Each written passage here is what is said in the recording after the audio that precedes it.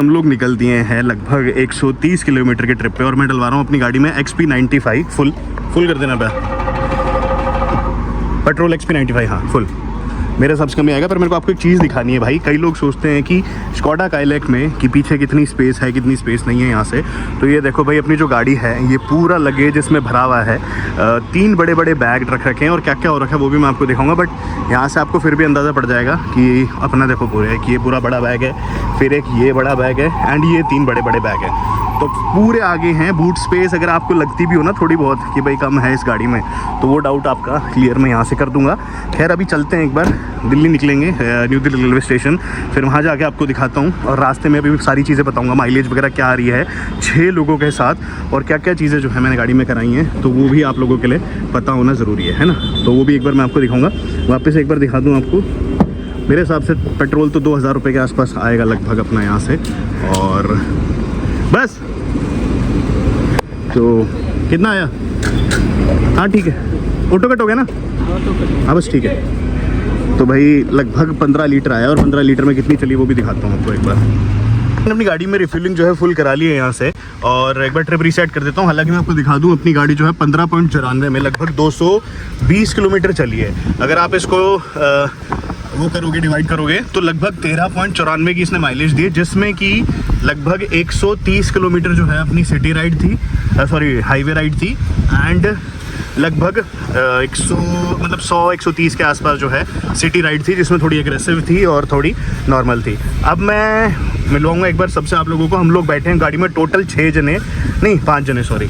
और air pressure क्या करा है वो दिखाऊंगा। पहले रीसेट कर लेता हूँ यहाँ से एक बार। तो भाई हमें जो जाना है 134 किलोमीटर दूर जाना है और जाना कहाँ पे है? New Delhi railway station. तो अपने साथ पहले तो अलका है यहाँ पे। भाई तूने पैर में यहाँ पे क्यों रख रखा है अपने सामान? जगह देखो गाइस कितनी सारी है। तो भाई ऐसा हुआ कि जो अपना पीछे है ना 3 बड़े बड़े बैग आगे और उसके बाद जो है फिर अपनी स्पेस नहीं बची वहाँ पे। तो अलका को भी जाना था कहीं पे और पीछे भी मिला देता हूँ एक बार। तो नाना जी कैसे हैं? बढ़िया है जी। नाना जी नाम बताइए अपना। निरंजन भाई जी पटेल। ठीक है। नाना जी कैसे हो? मैं भी बहुत बढ़िया हूँ। नाना जी नाम क्या है अपना? मेरा भी नाम प्रज्ञा बेन पटेल है। ठीक है भाई। हमारे साथ तीसरा गेस्ट है धैर्य। धैर्य कैसा है भाई? अच्छा एकदम परफेक्ट। एकदम परफेक्ट है। नाम क्या है? धैर्य। पूरा नाम? धैर्य ध्रुव भाई पटेल। ठीक है। तो भाई नाना नान जी और धैर्य जो है वो जाएंगे। अभी कहाँ पे जाएंगे हम लोग? गुजरात जाएंगे। गुजरात में स्टेशन कौन सा है अपना? पाटन। अहमदाबाद। मतलब पाटन जाना है, बाकी अहमदाबाद उतरेंगे। अहमदाबाद। ठीक है अहमदाबाद उतरेंगे। तो भाई यहाँ से भी ट्रेन है अपनी न्यू दिल्ली रेलवे स्टेशन से। नान जी पीछे कंफर्टेबली बैठे हो एकदम? हाँ बिल्कुल आराम बहुत कंफर्टेबल। ठीक है नान जी आप बैठे हो कंफर्टेबली? हाँ और धैर्य तू भाई एकदम बैठे? परफेक्ट। एसी की हवा आ रही है पीछे बढ़िया? हाँ एकदम परफेक्ट इधर। चलो ठीक है भाई। तो भाई ये मिला दिया मैंने आपको अपने परिवार वालों से। अब ये लोग जा रहे हैं हाल फिलहाल अहमदाबाद जाएंगे। तो इन लोगों को पहले हमें ड्रॉप करना है न्यू दिल्ली रेलवे स्टेशन। और न्यू दिल्ली रेलवे स्टेशन का जो अपना डिस्टेंस बनता है लगभग 133 किलोमीटर बनता है। तो मैं दिल्ली पहुंचने के बाद एक बार फुल कराऊंगा फिर से टंकी और फिर देखेंगे कि जब 5 लोग बैठते हैं गाड़ी में उसके बाद कितनी माइलेज आती है। क्योंकि मैंने अकेले ने आपको दिखाया लगभग अपनी जो गाड़ी है कई बार इसने 22 की निकाल के भी दी है, फिर कई बार इसने 6-7 की भी निकाल के दी है। तो अब ये है कि गर्मी में एसी फुल पे रहेगा, कोई एसी कम नहीं होगा। और हवा का जो प्रेशर है मैंने वो आगे वाले टायरों में 41 करा दिया है, बार्स में बोल लो या PSI बोल लो, एंड पीछे वाले जो है उसमें 48 करा दिया है। जब गाड़ी फुल होती है तो ये रहता है रिकमेंडेड प्रेशर। और अगर सिर्फ 2 जने बैठे हों फ्रंट में तो 33 आप करा सकते हो, यानी कि 33 जो है आगे और पीछे वाले टायरों में। बट अगर गाड़ी फुल्ली लोडेड हो तो उस टाइम आपको कुछ ये वाला प्रेशर रखना पड़ता है। तो चलते हैं, रास्ते में कोई और चीज़ मिली तो बताऊंगा भी कंफर्ट कैसा कुछ। अभी तो इतने स्पीड ब्रेकर है, सब लोग हिल रहे होंगे पीछे आप लोग तो भाई स्पीड ब्रेकर ऐसे आ रहे हैं ना, तो चाहे गाड़ी लोडेड हो चाहे कुछ भी हो एकदम हिले तो की गाड़ी, हाँ हिला देती है गाड़ी। तो भाई लगभग अब अपनी गाड़ी रियल टाइम तो मैं दिखाऊँ, रियल टाइम तो ठीक दिखा रही है। ऑलमोस्ट इकोनॉमी जो है आपको कभी 40 के बीच में आ रही है। बट अगर हम स्टैटिक बताएं एक स्टेबल बताएं तो 9.5 के आसपास जो है अपनी आ रही है। अभी देखो हाल फिलहाल हाईवे पे चढ़े हैं तो अब धीरे धीरे इकोनॉमी जो है वो ना इम्प्रूव होनी स्टार्ट होगी।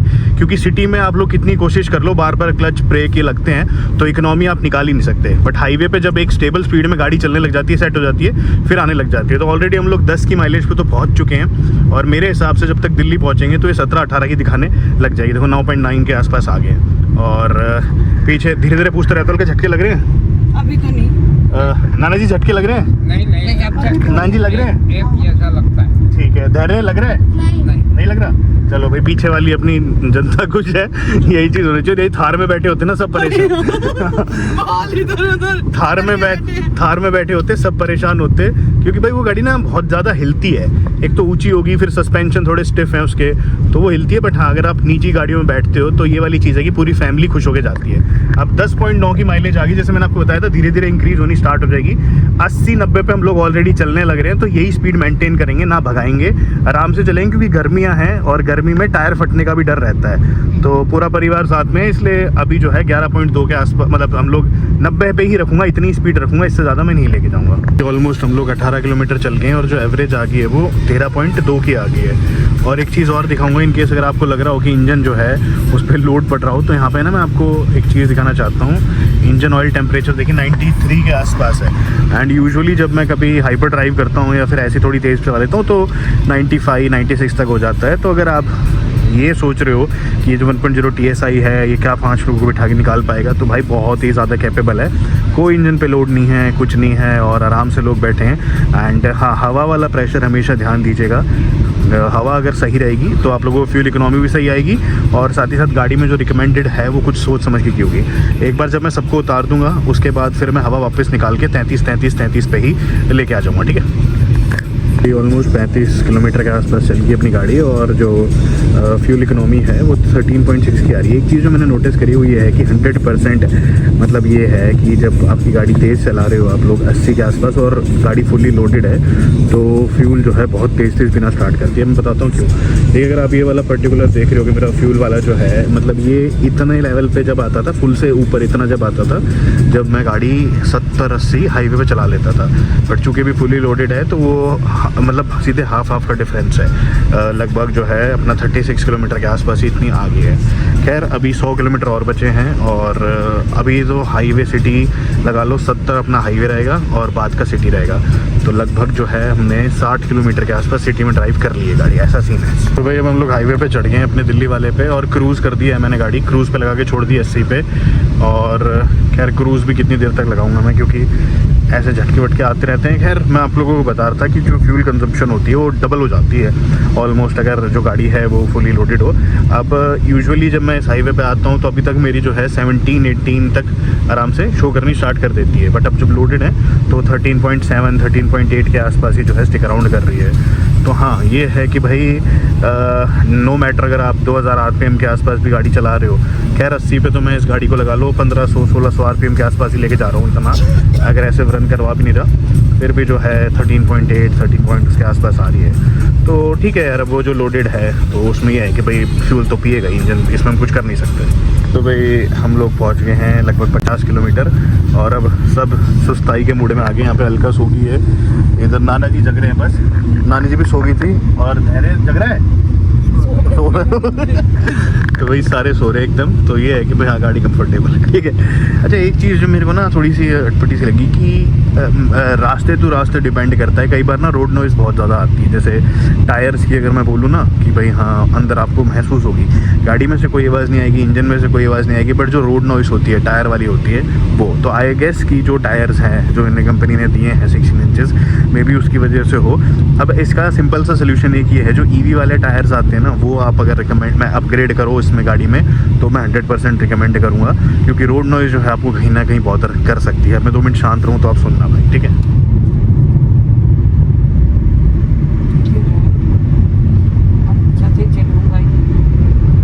तो ये रोड नॉइज़ जो है ना, ये आपको कहीं ना कहीं थोड़ी सी जो है मतलब बॉदर कर सकती है मे बी ये। और अकेले में नहीं होता वैसा कि भाई हाँ अकेले बैठे हैं ये, बट जब जैसे गाड़ी में लोड पड़ेगा तो ऑब्वियसली बात है टायर ज़्यादा फ्रिक्शन में आएंगे, ट्रैक्शन ज़्यादा लगेगा, तो उस टाइम पे जो है आपको हल्का फुल्का ही हो सकता है। अगर वो इग्नोरेबल आपको लगता है कि भाई हाँ इग्नोर कर सकते हो तो कोई दिक्कत नहीं है, बट हाँ ये अब देखो जितने भी छोटे मोटे बम्प्स थे ना वो एकदम सारे स्मूथ हो गए हैं, क्योंकि गाड़ी भर गई है, सस्पेंशन अब और अच्छे तरीके से काम कर रहे हैं। तो छोटे छोटे झटके जो हैं वो तो एकदम नेगलेक्ट हो जाते हैं, उसमें इतना आपको नहीं सरदर्दी आएगी। अब बात कर लेते हैं 90 के आसपास मैं क्रूज़ कर रहा हूँ अपनी गाड़ी को। 90 पे मैंने लगा के छोड़ रखी है, क्योंकि हमें स्टेशन पे 6:30 तक पहुँच जाना है। तो 90 पे 14.7 की माइलेज आ रही है गाड़ी की, 14.7 की। और रेंज जो है 660 की दिखा रही है अब, यानी कि 660 किलोमीटर और चल जाएगी अगर मैं इसी तरीके से चलाऊंगा। तो 50 किलोमीटर हमने ऑलरेडी ड्राइव कर ली है, तो लगभग 710 किलोमीटर के आसपास गाड़ी आपकी चल सकती है अगर आप 80-90 के आसपास अपनी गाड़ी को क्रूज़ करेंगे छठे गियर में 5 लोगों के साथ, और लगेज है ये। देन अगेन ये चीज़ रोड टू रोड डिपेंड करती है। अब जैसे देखो इस रोड पे बिल्कुल भी अपनी रोड नॉइज़ नहीं है, अब ये रोड 2 है, अब इस पे जाएंगे, इस पे भी नहीं आई है, और हाँ इस रोड पे आनी स्टार्ट हो गई है, इस पे कम है। तो शायद से वो रोड इस रोड की वजह से होती है, कोई सीमेंटेड रोड है या फिर कोई अपने जो है ये तारकोल वाले हैं, या मतलब अलग अलग रोड के ऊपर होता है कि कितनी रोड नॉइज़ जो है आपको आएगी। तो कई लोगों ने ये चीज़ बोली थी कि भाई गाड़ी में रोड नॉइज़ आती ही नहीं आती है, तो हाँ कभी कभी आ सकती है, बट देन अगेन वो हाईवे टू हाईवे डिपेंड करता है। ऐसे पर्टिकुलर रोड पर तो भाई बहुत ज़्यादा आएगी, थोड़ी देर में रोड चेंज हो जाता है, एकदम साइलेंट हो जाती है। अब देखो जैसे हम इस रोड पर आ रहे हैं, ठीक है, यहाँ पे देखो हल्की फुल्की कम हुई है, और कुछ कुछ रोड्स पे तो बिल्कुल भी नहीं आती। तो वो रोड टू रोड डिपेंड जो है बिल्कुल कर सकता है। और रही बात इंजन नॉइज़ की, तो नहीं इंजन नॉइज़ नहीं आती है। फिर भी अगर आपको लगता हो कि इंजन नॉइज़ आती है गाड़ी में, तो स्कोडा सेंटर्स की तरफ से 800 रुपये में जो है एक इंजन कवर दिया जाता है, वो आप लोग परचेज कर सकते हो। ये ऑलमोस्ट हम लोग 90 किलोमीटर आ गए यहाँ से, 90 मतलब 90 किलोमीटर मान लो, और गाड़ी जो है वो 17 की दिखा रही है फ्यूल इकोनॉमी। तो मेरे को पता ही था ऑलमोस्ट जब 100 किलोमीटर चल जाएगी उसके बाद फ्यूल इकोनॉमी जो है वो ग्रेजुअली इंक्रीज़ हो ही जाएगी। 2-3 चीज़ें मैंने नोटिस करी हैं ये कि मतलब आपको ना इतना कोई खास डिफरेंस नहीं लगेगा गाड़ी जब लोडेड होगी या सिंगल बैठे होगे। ये सस्पेंशन जो है बहुत इंप्रूव हो गया, जो मैंने अपनी थार वगैरह जैसी गाड़ी में देखा था, जब लोडेड होती है तो सस्पेंशन और परफेक्टली बेटर वर्क करते हैं, बट इसमें एज सच कुछ नहीं है, जैसी सिंगल में रहती है वैसे ही है। हाँ ये है कि जो थोड़े ज़्यादा बड़े गड्ढे थे उन पे से आप लोग ये मान सकते हो कि उन पे थोड़ा कम उछली गाड़ी, बाकी सब कुछ जो है आपको सेम ही लगेगा एज इट इज़। कोई वो नहीं है कि भाई हाँ आपको बहुत ज़्यादा डिफरेंस महसूस हो रहा है जो हो रहा है। एक चीज़ मैं बोलना चाहूँगा, एसी जो है वो परफेक्टली वर्क कर रहा है भाई, मतलब बीच बीच में जो है कभी मैं इसको 3 पे भी कर देता हूँ यहाँ से, फिर थोड़ी सी ठंड लगने लग जाती है तो 2 पे कर देते हैं हम लोग ऐसे, तो वो वाली चीज़ है। बाकी धैर्य उठ गया नींद से? कैसी नींद आई? अच्छी नींद आई? एसी कैसा है, सही है? सही है। गर्मी तो नहीं लगी? अच्छा, और तो कह रहा था कि झटके आ रहे हैं बीच में, अब तो नहीं लगे झटके? अभी नहीं लग रहे। नहीं लग रहे? चलो भाई सही है। लग रहे हैं ना भाई। हाँ नान जी एसी सही चल रहा है पीछे? हाँ जी हाँ जी हाँ जी नान जी एसी सही चल रहा है पीछे? सही हाँ सही जी। चलो, झटके तो नहीं लग रहे ज़्यादा? नहीं नहीं लगते। तो ये है भाई, कई लोग पूछते हैं ना कि भाई फैमिली के साथ कैसा है, तो लो भाई फैमिली ने ही दे दिया पूरा रिव्यू कि भाई बढ़िया जो है अपनी तरीके से गाड़ी चलने लग रही है एकदम। और अब लगा लो घंटे में हम लोग पहुंच जाएंगे न्यू दिल्ली रेलवे स्टेशन। तो 30 किलोमीटर के आसपास बच रहा है मात्र। अब मैं थोड़ी देर में इसमें एक बार पेट्रोल फिर से फुल कराऊंगा, फिर देखेंगे कितना कुछ एवरेज निकाल के दी। जो अपनी MID दिखा रही है वो 17 के आसपास दिखा रही है, मेरे हिसाब से 16 के आसपास इसने दे दी होगी जितना मैंने आज तक नोटिस करा है। बाकी ठीक है, याद रहे कि 5 लोग एंड लगेज 3 बड़े बैग 2 छोटे बैग ये इस गाड़ी में रखा हुआ था अपना पूरा, ठीक है। चढ़ेगा। हाँ अभी आगे जाके पुल पे चढ़ेंगे हाँ भाई। 17.13 किलोमीटर तो एकदम बढ़िया तरीके से आगे, पर अब जो है रास्ता देखो आप, इतना गंदा है। आप पूछेंगे इन लोगों से कितना हिला कितना नहीं, ये लो भाई पूरी हिल जाएगी।